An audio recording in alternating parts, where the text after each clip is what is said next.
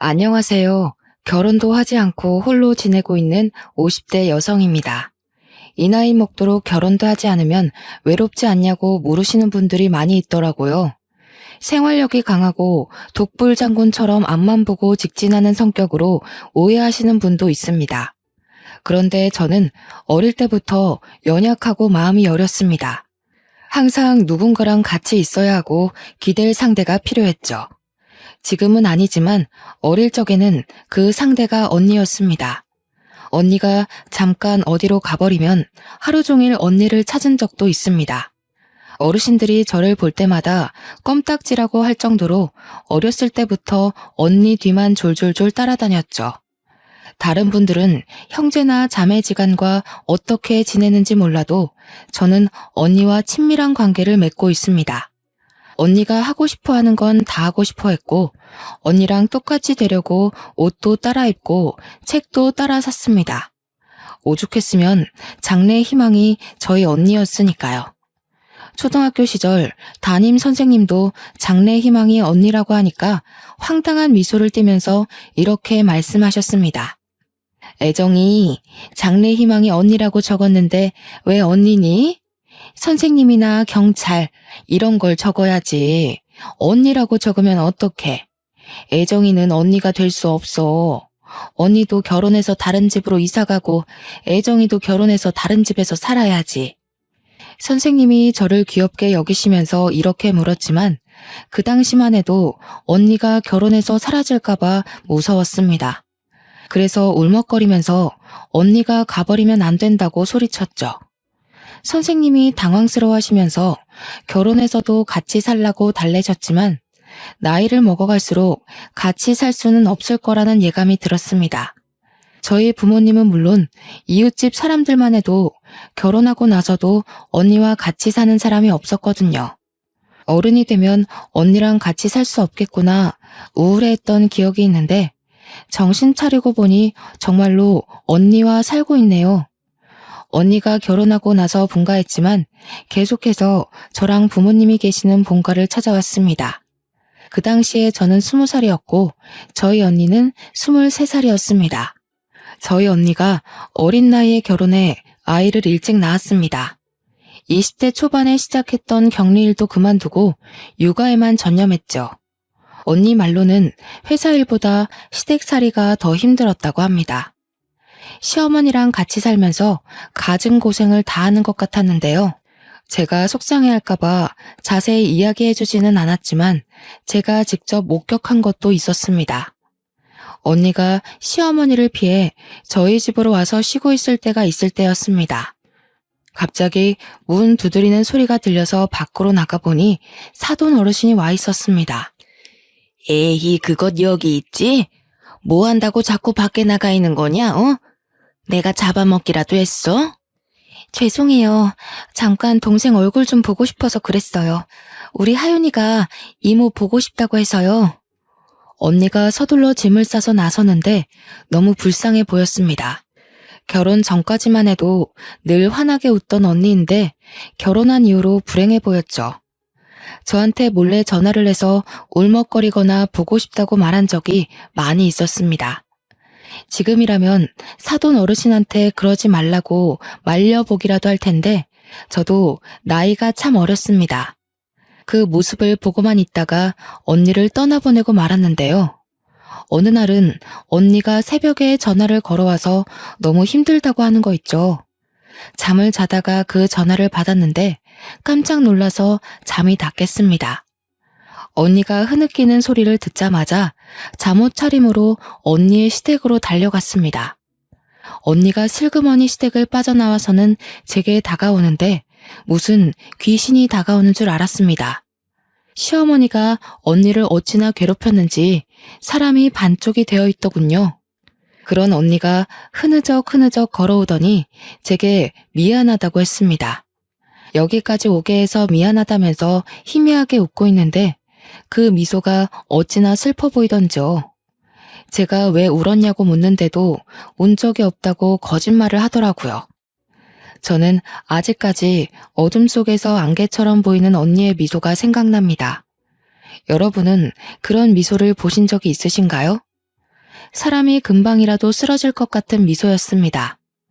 제가 그 뒤로는 전화를 해서 시댁에 무슨 일이 있는지, 몸 상태는 어떤지 물었습니다.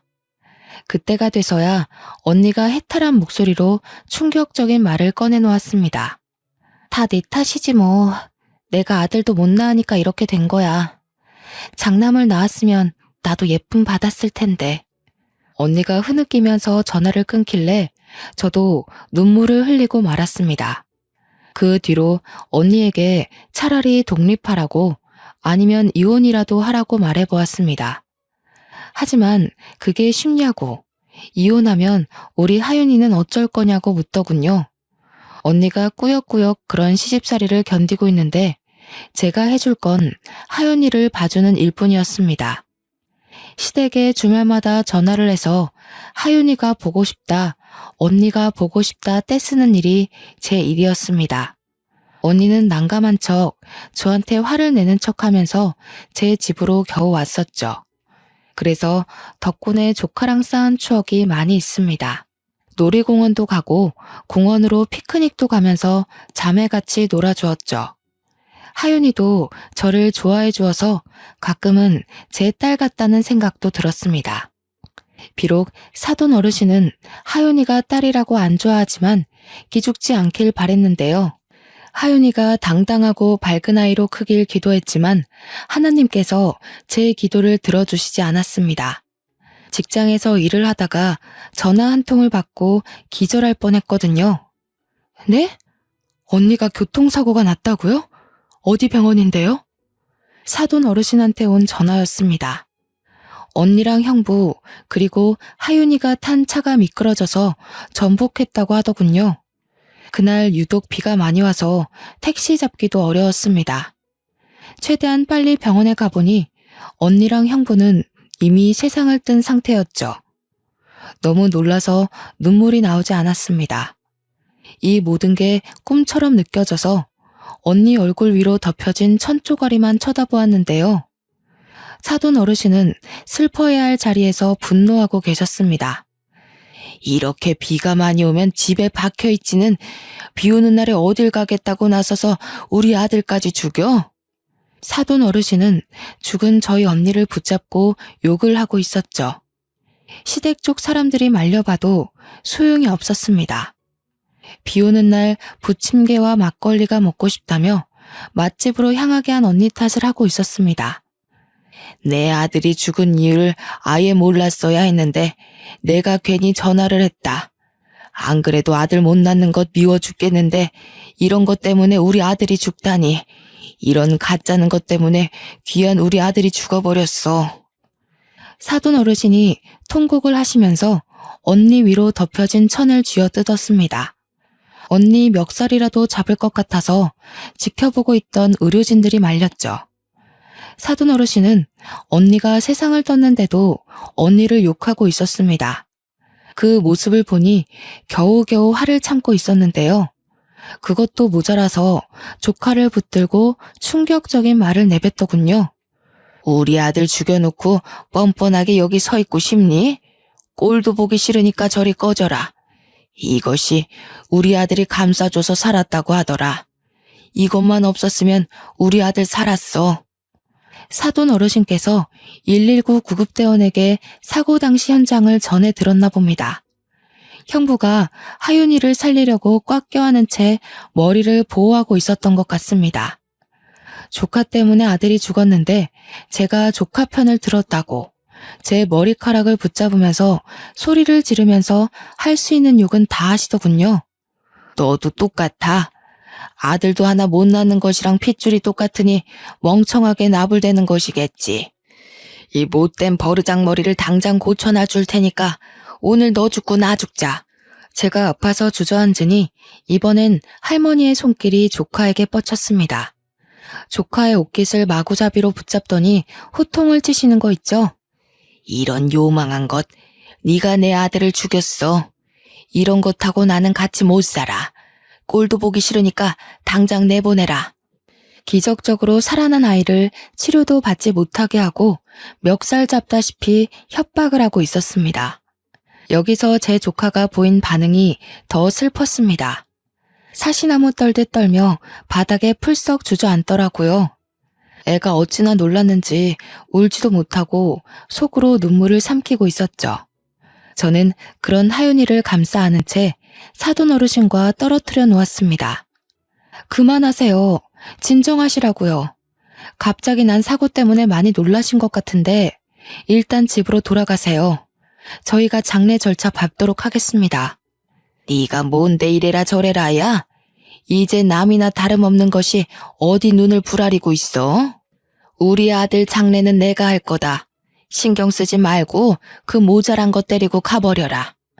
제가 진정하라고 중재하는데도 사돈 어르신이 오히려 저를 밀치며 호통을 치셨습니다. 조카에게 고아원에 보내버릴 거라는 말까지 해서 저는 얼른 하윤이의 두 귀를 막아버렸죠. 그리고 하윤이에게 다정하게 속삭이며 오늘 있었던 일은 모두 다 잊어버리라고 했습니다. 하윤아, 할머니가 진심으로 하는 말 아니야. 그러니까 마음에 담아두지 마. 차라리 다 잊어버리자. 이모도 잊고 싶으니까 다 잊으려고 해. 그러니까 하윤이도 악몽을 꿨다고 생각하자. 하윤이한테 이렇게 말하고 다른 병원으로 데려가 머리 상처를 꿰매고 찰과상과 인대가 늘어난 부분을 치료하였습니다. 형부가 자식을 정말로 아끼고 사랑했던 것만큼 하윤이를 처절하게 껴안고 있었나 봅니다. 차가 전복했는데도 하윤이는 5주 만에 태어나였습니다. 저희 조카가 이렇게 회복하는 사이 언니와 형부는 같은 장례식장에서 상을 치르지도 못했습니다.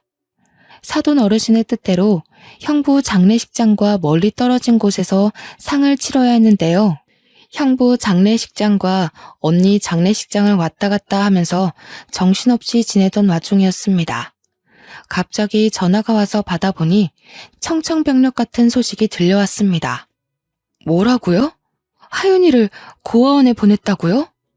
엄마한테 전화가 와서 받아보니 사돈 어르신이 기어코 하윤이를 고아원에 보내버렸다고 하더라고요. 엄마도 이제 알았다며 어쩌면 좋냐고 하길래 서둘러 하윤이가 있다는 고아원에 가보았습니다. 구석에서 외롭게 앉아있는 하윤이를 보고 눈물을 터뜨리고 말았죠. 언니가 죽었을 때보다 더 서럽게 울었던 것 같아요. 그때 사돈 어르신이 인간만도 못하다고 느꼈습니다. 사돈 어르신 말대로 이제 가족도 아니니 저도 예의를 차리지 않으려고요. 그렇게 굳게 다짐하고 하윤이를 데려왔습니다. 그리고 제 밑으로 호적을 올려서 키우기로 했죠. 하윤이를 키우게 된 지 5년이란 시간이 흘렀습니다. 이제 결혼할 나이가 훌쩍 지나서 선자리를 보러 다니게 되었는데요. 공무원부터 경찰, 선생님, 잘 나가는 사업가까지 좋은 직업을 가진 남자들을 많이 만나보았습니다. 하지만 잘 되려고 하면 이상하게 연락이 끊기고 흐지부지 되더군요. 저한테 문제가 있는 건 아닐까 고민하던 찰나 호텔에서 일하는 요리사를 만나게 되었습니다. 정말 괜찮은 사람이었죠. 그 남자가 저한테 하윤이에 대해 묻기 전까지요. 애정씨가 집에 일찍 가야 한다고 하시던데 따로 이유가 있으신가요? 자녀가 있는 것도 아니고 통금 있는 사람처럼 6시 전에 가시는 게 궁금해서요. 우리 조카랑 같이 살고 있는데 조카 밥을 챙겨줘야 해서요. 사실 사정이 있어서 조카를 입양해서 키우고 있거든요. 순간 어색한 기운이 감돌아서 아차 싶었습니다. 그동안 남자들에게 연락이 오지 않은 이유도 알겠더군요. 바로 조카의 존재를 알게 된 순간 연락이 점차 뜸해졌던 것 같습니다. 그걸 이제야 알았다니 조금은 한심한 기분이 들어서 일찍 자리를 파했습니다. 저를 피하시는 남자분들 마음도 이해가 되었습니다. 저도 이제 막 알아가는 남자한테서 결혼은 안 했지만 애가 있다는 소리를 들으면 기피할 것 같았거든요. 집으로 돌아가 하윤이의 식사를 챙겨주고 있는데 갑자기 전화가 왔습니다. 무심코 받아보니 요리사랑 연결해준 이모였습니다. 이모가 왜 벌써 헤어졌냐고 물으니 제가 그렇게 됐다고 얼버무렸죠. 그런데 요리사한테서 이유를 전해 들었나 봅니다. 제가 얼버무리기 무섭게 버럭 소리를 지르더라고요. 걔는 땡땡 호텔 요리사면 다니? 사람이 사정이 있어서 조카 입양해서 키울 수도 있지 어떻게 그래? 그렇게 잘났어? 사람이 장점만 있을 수 없잖아. 천천히 두고 봐야지. 어쩜 집에 가자니까 그냥 오케이 해버려? 이모, 나는 남자들이 왜 이렇게 연락이 뜸해지나 했더니 애가 있어서 그랬나 봐. 나도 애 있으면 좀 그럴 것 같아. 결혼이 소꿉장난도 아니고 그럴 수도 있지. 너무 화내지 마. 이모가 화를 참지를 못하니까 그저 허허 웃고 말았습니다. 그런데 제 조카가 그 소리를 다 들은 것 같았습니다. 밥을 먹는 둥 마는 둥 하더니 방 안으로 획 들어가 버리더군요. 다 먹었냐고 물어봐도 대답도 안 했습니다. 13살짜리가 알아들을 거라고 생각도 못했죠. 워낙 어릴 때부터 키운 아이라 너무 어리게만 봤던 것 같습니다. 갑자기 제가 퇴근을 하고 돌아오니 하윤이가 제게 편지를 써서 건넸습니다. 기특한 마음에 얼른 편지를 읽어봤는데 편지의 내용은 충격적이었습니다. 자기는 괜찮으니 고아원에 들어가겠다고 하는 거 있죠? 자기가 고아원에 들어가면 제가 좋은 남자를 만나서 결혼할 수 있을 거라고 했습니다. 그 편지를 읽는 순간 눈물이 고였지만 조카에게 그런 말 하는 거 아니라고 혼을 내버렸습니다. 누가 이런 편지 쓰래? 이모가 하윤이 버리고 결혼할 것 같아? 어디서 그런 말을 해? 따끔하게 혼을 냈더니 조카가 엉엉 울어버리더군요. 그런 조카를 꼭 껴안으며 결혼을 포기하기로 마음먹었습니다. 조카가 있어서 떠날 남자라면 평생을 함께할 가치도 없다는 생각이 들었고 결혼하는 것보다 조카랑 같이 있는 삶이 더 소중해 결혼하지 않기로 한 것입니다. 물론 이런 저를 이해해주고 결혼하겠다고 나서는 남자가 있다면 결혼식을 올릴 테지만 그런 남자는 보이지 않았죠. 그래서 그 뒤부터 어른들이 만들어준 선자리에 나가지 않았습니다. 그 시간에 조카를 위해 돈을 벌거나 조카와 지내는 시간을 늘렸는데요. 그렇게 열심히 살다 보니 조카가 어느새 고등학생이 되어 의대를 목표로 하기 시작했습니다. 제가 의대 가라고 강요한 것도 아닌데 코피를 쏟을 정도로 공부를 하였습니다. 아침 일찍 일어나 등교하기 전에 간단하게 영단어를 외우고 밥 먹으면서 교과서를 훑어보고 있더라고요. 조카 말로는 점심시간에도 밥을 빨리 먹는다고 들었습니다. 얼른 교실로 돌아와 공부를 하려고요. 저도 그렇고 언니도 그렇고 어렸을 때 그런 적이 없었는데 도대체 누굴 닮았는지 완전히 책벌레가 다 되어 있었습니다. 어느 날은 늘 전교에서 1등인 녀석이 5등을 한 날이 있었습니다. 저는 컨디션이 안 좋으면 그럴 수 있다고 위로해 주었는데요. 오히려 자기가 성을 내면서 과외를 붙여주라고 하더라고요. 아무래도 학년이 올라갈수록 애들이 사교육에 집중하는 모양이었습니다. 그동안 과외나 학원 없이도 공부를 곧잘 잘해내던 조카 녀석이었는데 승부욕이 올랐는지 제게 부탁을 다하더군요. 하윤이가 뭘 해달라고 한 적은 처음이라서 학부모들한테 수소문해서 유명한 과외 선생님을 붙여주었습니다. 저희 조카가 똑똑한 것도 있지만 과외를 받으니 성적이 쑥쑥 올랐습니다. 그 뒤로 1등을 놓친 적이 없었죠. 그러다 조카가 쓰러진 날이 있었습니다. 회사에서 일을 하다가 전화를 한 통 받았는데 저희 하윤이 담임 선생님이더군요.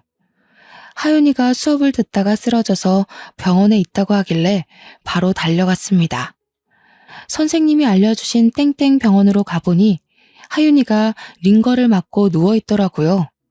그 뒤로 제가 한약도 지어주고 쉬엄쉬엄 공부하라고 몇 번이나 강조하였습니다.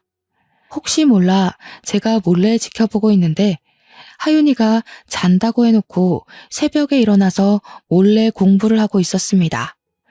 이러니까 픽픽 쓰러지는 거라고 책을 빼앗아서 재운 적도 여러 번 있었죠. 이렇게 독하게 공부를 하니 서울대 의대에 들어갈 수밖에요. 우리 하윤이가 서울대 의대에 들어간 소식을 어떻게 들었는지 사돈 어르신이 찾아오셨습니다. 마음 같아서는 사돈 어르신인 거 알게 된 순간 내쫓고 싶었지만 그럴 수 없었습니다. 현관문이 열리자마자 밀고 들어오시더니 제 뒤에 서 있는 하윤이를 보시더라고요. 하윤이가 서울대 의대에 들어갔다며? 다른 자식도 아니고 죽은 우리 첫째 아들 자식인데 내가 챙겨줘야지. 하윤아, 나 기억하니? 할머니잖아. 8살까지 애지중지 키워주던 할머니. 그 말을 들은 순간 억장이 무너졌습니다. 하윤이를 버리겠다고 고아원에 보내놓을 땐 언제고 이렇게 찾아오다뇨. 게다가 하윤이는 할머니를 기억하지 못하는 것 같았습니다. 쭈뼛거리며 다가가더니 꾸벅 인사를 건네더라고요. 사돈 어르신은 그런 조카를 보고 좋다고 미소 짓더니 원래부터 자상한 할머니였던 척 껴안기까지 하였습니다. 아유, 우리 하윤이 보고 싶었다. 하윤이도 할머니 보고 싶었지? 그동안 어떻게 지냈니? 할머니가 그동안 사는 게 힘들어서 이렇게 늦게 왔다. 이번에 의대에 들어갔다며? 할머니가 다 지원해 줄 테니까 독립하고 싶으면 말해라. 등록금이랑 생활비도 대줄게. 사돈 어르신이 조카에게 핸드폰을 달라고 하더니 연락처를 입력해 놓았습니다. 아무것도 모르는 조카 녀석은 그저 좋아라 하더군요. 저한테 입양 온 후로 외가 쪽 식구들이랑 교류하지 않고 쭉 지내왔으니 반가웠을 겁니다. 그 모습을 보니 너무 섭섭했지만 할머니가 버리려고 했다는 말을 할 수가 없었습니다. 얼마나 충격이었으면 그런 엄청난 기억을 다 까먹을까 싶었죠. 8살짜리가 겪었을 고통을 또 겪게 하고 싶지 않아서 입을 꾹 다물었습니다. 하지만 밤마다 이걸 조카한테 말해줘야 하나 말아야 하나 고통 속에 시달렸습니다. 나중에 조카가 알게 돼서 저한테서 큰 배신감을 느끼면 어쩌나 고민이 되더군요. 저 혼자 고민 속에 갇혀서 끙끙 앓고 있으니 시간이 흘러 조카가 기숙사에 들어가는 날이 되었습니다. 간단하게 짐을 싣고 학교 기숙사 쪽으로 가려고 했는데요. 갑자기 사돈 어르신이 나타나 저를 막아섰습니다. 예, 짐이 이것뿐이니? 여자애 혼자서 지내는 건데 이것밖에 안 가져가면 어떡해? 나머지는 택배로 붙일 거예요. 제가 알아서 할 테니까 신경 쓰지 마세요. 뭐? 신경을 쓰지 말라고? 이런 일은 할머니가 신경 써야지 누가 쓰니? 나이도 어린 게 왜 이렇게 버릇이 없어? 마음 같아서는 욕짓거리를 내뱉고 싶었지만 조카가 있어서 참았습니다. 사돈 어르신은 제 차에서 짐을 빼내더니 기어코 자기 차에 실어서 조카를 끌어당겼습니다. 조카가 제발 따라가지 않길 바랬는데 자연스럽게 사돈 어르신 차로 옮겨 타더군요. 속이 부글부글 끓었지만 주먹을 꽉 쥐며 심호흡을 하였습니다. 제 차로 조카를 따라가 학교 캠퍼스는 어떤지 기숙사 환경은 어떤지 자세히 뜯어보았습니다. 하지만 조카는 할머니 곁만 졸졸 따라다니며 미주알고주알 이야기하고 있었죠. 결혼까지 포기하고 키워낸 귀한 조카가 할머니 자격도 안 되는 늙은 여자에게 저러니 억울했습니다. 남몰래 눈물까지 닦아내며 그 수모를 참아냈는데요. 수모는 거기서 끝난 것이 아니었습니다. 하도 조카에게서 연락이 오지 않아서 오랜만에 전화를 해보았습니다. 그런데 조카가 받지 않더군요. 그런 날이 수도 없이 지난 뒤에야 걱정이 돼서 학교까지 찾아가려고 했습니다. 사돈 어르신이 어떻게 알았는지 갑자기 저한테 전화를 해서는 이런 소리를 짓거리더라고요. 너 자꾸 하윤이한테 전화하지 마라. 네가 자꾸 전화해서 공부에 방해된다고 하더라. 사돈 어르신이야말로 하윤이 고아원에 버릴 때는 언제고 갑자기 왜 이러시는 거예요? 하윤이가 의사 될 것 같아서 그러세요? 너야말로 하윤이가 의사 될 것 같아서 견제하는 거니? 할머니가 이제 지원 좀 해주겠다는데 왜 말을 그렇게 하니? 제가 하윤이한테 옛날에 있었던 일 다 이야기하면 어쩌려고 이러세요? 하윤이랑 잘 지내고 싶으면 사과부터 하세요. 뭐? 하윤이한테 쓸데없는 소리 하지 마라. 왜 안 해도 되는 말을 하려고 해? 괜히 아픈 상처 건드려서 무슨 일을 치르려고. 그러다 걔 공부 안 되면 어쩌려고 그래? 괜히 애 인생 망치려고 하지 말고 입 다물고 있어라. 제가 차를 세우고 육직거리를 내뱉으려고 하니까 전화를 뚝 끊어버리더군요. 사돈 어르신이 일부러 하윤이와 저를 떼어놓으려는 것 같았습니다. 그것 때문에 연락이 안 되는 것 같아서 하윤이를 찾아갔는데요. 하윤이가 글쎄 저를 보고 떨떠름한 표정으로 서 있는 거 있죠. 이모, 왜 왔어? 저 시험 기간이라 공부해야 하는데. 네가 너무 연락이 안 돼서 와봤어. 무슨 일 있는 거 아니지? 아무 일도 없으니까 돌아가. 나 지금 밤새야 해. 처음 있는 일이었습니다. 제게 항상 예의 바르면서도 밝게 말하던 애인데 완전히 변해버린 것 같았죠. 결국 제가 조카에게 버럭 화를 내며 모든 사실을 실토하고 말았습니다. 너 설마 할머니 때문에 이러는 거니? 그 사람이 어떤 사람인 줄 알아? 너 버린다고 고아원에 내놓은 사람이다. 근데 네가 의대 간다니까 착한 척 연기하는 거야. 네가 조금이라도 잘못되면 바로 버릴 사람하고 이러는 거 아니야. 나는 너 키우려고 인생을 걸었어. 정말 친엄마처럼 널 키워냈는데 어떻게 이럴 수 있니? 제가 울면서 말해놓고 차마 조카의 얼굴을 바라볼 수가 없었습니다. 그런데 조카가 제 말을 믿어주지 않더군요. 할머니가 그랬다고? 우리 할머니가 그럴 리가 없어. 이모가 잘못 기억하고 있는 거겠지. 12년을 키워준 이모를 믿어야지. 어떻게 할머니를 믿니? 네가 제정신이야? 조카가 제 말을 듣고 왈칵 눈물을 쏟길래 조카에게 다시 트라우마를 안겨준 것 같아서 그 자리를 뛰쳐나왔습니다. 며칠 뒤에 심하게 말해서 미안하다고 다시 이야기 나누자고 연락해봤지만 답은 돌아오지 않았습니다. 조카가 제 말을 믿지 않는 것 같더군요. 다 큰 조카가 연락도 잘 되지 않고 찾아가도 바쁘다 하니 어쩌겠나요? 마음 같아서는 가슴이 찢어질 것 같다 나한테 왜 그러냐고 따지고 싶었지만 포기했습니다. 내놓은 자식이라고 생각하고 그렇게 8년이라는 시간을 흘려보냈습니다. 가끔씩 연락해서 들어보니 공부도 열심히 하고 잘 지내는 것 같았죠. 그것만으로 만족하며 살려고 했습니다. 그러다 조카가 대학을 졸업하고 의사가 됐다고 연락을 하더군요.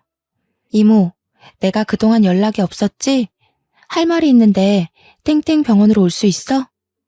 조카 녀석이 고백할 것이 있다고 하니 저도 도대체 왜 그런 것이냐고 따져볼까? 아니면 할머니한테 무슨 말을 들은 것이냐고 물어볼까 고민했습니다. 땡땡 병원으로 가보니 조카가 갑자기 병실로 저를 데려가는 것이었습니다. 그곳에 사돈 어르신이 누워있어서 깜짝 놀라고 말았죠. 사돈 어른, 어디 아프세요? 왜 저한테 말도 안 하고 하윤이 병원에 입원해 계세요? 내가 8년 전부터 췌장암에 걸렸는데 다시 재발하고 말았다. 이제는 다른 장기로까지 전이돼서 수술해도 살기 어렵다고 하는데 어쩌면 좋냐? 사돈 어르신이 그리 말하면서 눈물을 흘리는데 그제서야 8년 전보다 삐쩍 마른 몸이 보였습니다. 그런 사돈 어르신이 불쌍해 보이는커녕 다 업보라는 생각이 들었죠. 이제 곧 세상을 뜰 사람인데 우리 조카한테 왜 그랬고 언니한테는 왜 그랬냐고 따지기도 싫었습니다. 생판남이니 적당히 회복을 기원하고 병실을 나오려고 했는데 사돈 어르신이 갑자기 일어나 제 앞에서 무릎을 꿇었습니다. 미안하다. 내가 그동안 잘못했어. 네 언니한테 모질게 대한 것도 잘못했고 내 손녀 버리고 너한테 떠맡긴 것도 잘못했다. 내 욕심 때문에 갑자기 나타나서 가족 행세한 것도 미안해. 네? 갑자기 그게 무슨 소리세요? 내 사과 좀 받아주라. 그래야 내가 수술을 할 수 있어. 나 하루라도 더 살고 싶다.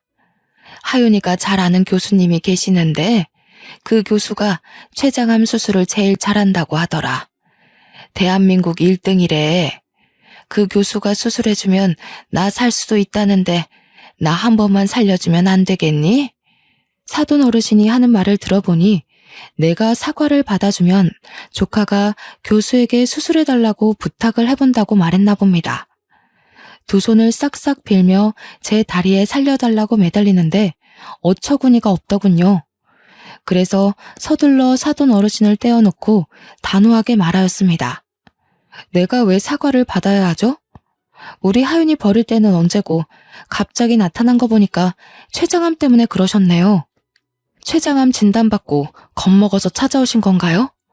나중에 우리 하윤이 써먹을 때 있을까봐 그러신 거냐고요. 췌장암이 낫기가 그리 힘들다고 하더라. 재발이 잘 된대. 수술은 성공했는데 의사한테 그런 소리를 들으니 밤잠을 잘 수가 있어야지. 그런데 하윤이가 의대에 합격했다는 소식을 듣고 눈이 돌아버렸다. 가족끼리 이러면 안 되는데 내 이익만 챙기려고 했어.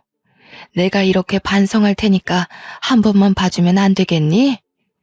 사돈 어르신께서 모든 사실을 실토하고 인정하셨습니다. 조카에게 의도적으로 접근하고 저와의 연락수단을 모두 다 끊어놓은 거죠. 계속해서 조카를 감시하며 저와 연락을 하고 있는지 만나고는 있는지 감시한 것 같았습니다. 이 사실을 하윤이에게 다시 한번 확인하면서 충격적인 사실도 전해 들었습니다. 이모, 사실 나 다 기억하고 있었어. 할머니가 나 고아원에 보냈던 것도 이모가 나 다시 데리고 간 것도. 그런데 할머니가 다시 나타난 순간 무슨 꿍꿍이가 있을 거라는 생각이 들었거든. 할머니 집에도 놀러가고 같이 연락하면서 할머니가 췌장암에 걸렸다는 사실을 알게 되었어. 아무리 할머니가 미워도 그러면 안 되는데 꼭 복수해주고 싶은 마음에 여기까지 오게 된 것 같아. 그런다고 이모 연락을 무시해? 내가 얼마나 속상했는지 아니? 너한테 잘못한 게 있나 몇 번이나 생각했다. 너도 내가 보낸 문자 봤지? 그 문자들 보면 네 할머니가 무슨 말로 널 꼬셨나 불안했는지 알 거다. 그 문자들을 보고도 어떻게 연락 한 번 안 할 수 있니? 복수의 눈이 멀었어. 그래서는 안 되는데 밤마다 꿈에서 엄마가 나와. 그리고 할머니가 고아원에 버리고 가는 꿈을 꿔서 어쩔 수 없었어. 내가 코피 흘릴 정도로 공부 열심히 한 것도 할머니 생각에 분해서 그랬던 거야. 조카가 울먹거리면서 저명한 의사가 되어 아픈 할머니를 배신하는 꿈을 꾸고 있었다고 말하였습니다. 제가 연락 문제로 서운해하거나 저랑 멀어질 때마다 할머니의 몸이 약해져서 양로원에 입원시키는 상상을 했다고 해요. 복수를 다하면 다시 저를 찾아와 모든 사실을 털어놓으려고 했다고 합니다. 그 말을 듣는 순간 울분에 차 조카의 등을 내려치면서 소리쳤습니다. 아이고 이거사, 네 인생 망칠 수도 있는 짓을 왜 해? 그러다 의사 면허라도 박탈당하면 어쩌려고 그러냐고. 그럴 가치도 없는 인간이야. 이 인간이 아프든 말든 신경 쓰지 마. 제가 얼른 여기서 나가자고, 저 인간하고는 전혀 상관없는 사이로 지내자고 말하자 사돈 어르신이 제 발에 매달렸습니다. 아가, 이러지 말고 나 좀 받아오. 어차피 옛날 일 아니냐. 엄청 오래된 일인데 이제 가슴 한켠에 묻어두고 나 좀 살려다오. 응? 내가 이 은혜 꼭 갚을게. 지금 가슴 한켠에 묻어두라고요? 언니한테 한 일을 생각하세요. 언니 죽을 때까지 괴롭히고 못 살게 군 것도 모자라 우리 하윤이 버렸잖아요. 그걸 어떻게 용서하라고 그러세요? 그럼 내가 어떻게 해야 용서할 거니? 이렇게 엎드려 빌까? 사돈 어르신이 부들부들 떨며 애처롭게 바라보길래 마음이 차분해졌습니다.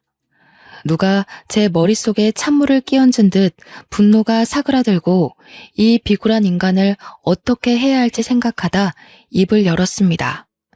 내가 아니라 하윤이한테 비셔야죠. 사돈 어르신이 조카 버리셨잖아요. 하윤이가 용서하면 생각해 볼게요. 하윤아, 우리 조카, 내가 정말 미안하다. 이 할미가 부족해서 너한테 못된 짓을 했다. 한 번만 받아오. 기다렸다는 듯이 넙죽 절을 하는 사돈 어르신을 보는데 조카가 왈칵 눈물을 터뜨리더군요. 조카의 눈물을 보니 마음이 착잡해졌습니다. 복수심에 치기 어린 행동을 한 것이었죠. 우리 하윤이의 마음속에 복수심이 있었다는 사실을 알았다면 외면하며 살자고 설득했을 겁니다. 뭐라도 했으니 됐다고 조카를 달래며 사돈 어르신을 버려두고 왔는데요. 허망하게 앉아있는 사돈 어르신을 보니 많은 생각이 들었습니다. 인생을 어떻게 살아왔는지 가족들도 안 와보고 계속 혼자서 병실 생활을 해온 것 같았습니다. 그래도 언니의 시어머니이니 어떻게 사나 조카에게도 물어보고 슬쩍 병실 안을 내다본 적도 있습니다. 살아있는 모습을 보고 목숨 한번 즐기다 생각하다가도 인성이 나빠 고독하게 떠날 인간이겠거니 생각하고 있을 무렵이었습니다. 저한테 편지 한 통이 와서 열어보았는데요. 무려 5장 분량의 편지였습니다. 촘촘한 글씨로 자기가 얼마나 멍청하고 이기적인 인생을 살아왔는지에 대한 푸념과 사과글이 적혀 있더군요. 저는 그 편지를 들고 사돈 어르신이 있는 병실에 찾아갔습니다.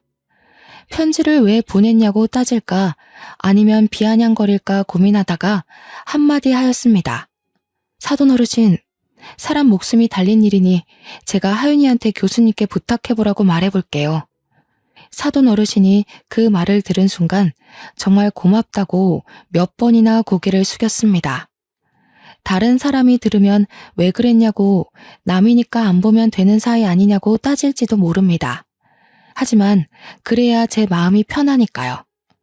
사돈 어르신이 죽었다는 소식을 들으면 제가 사돈 어르신이랑 다를 게 뭐가 있나 싶었습니다. 그 편지글이 마음을 흔들었다기보다는 조카 인생에 흠집을 남기기 싫었습니다. 그래서 조카한테 관용을 베풀고 포용하자며 교수님께 말씀드리라고 말해보았죠. 당연히 제 조카는 제 말을 받아들이지 못했습니다. 내가 왜 그래야 하는데? 내가 못해준다고 그냥 다른 병원으로 가라고 할 거야. 네가 살면서 범죄자도 치료해줘야 하고 네 할머니보다 인성이 나쁜 사람을 고쳐줘야 할 텐데 그럴 때마다 외면하고 다른 병원으로 보낼 거니? 제가 그리 말하니 조카가 한참을 생각해보는 눈치더군요. 잠시 뒤에는 제 말대로 하겠다며 췌장암 수술을 잘한다는 교수님께 연락해보는 것 같았습니다. 다행히 교수님께서 수술을 해주신다고 하셔서 사돈 어르신께서 수술을 받으셨는데요. 지금은 많이 회복하셔서 웬 보자기를 들고 저희 집을 찾아오셨습니다.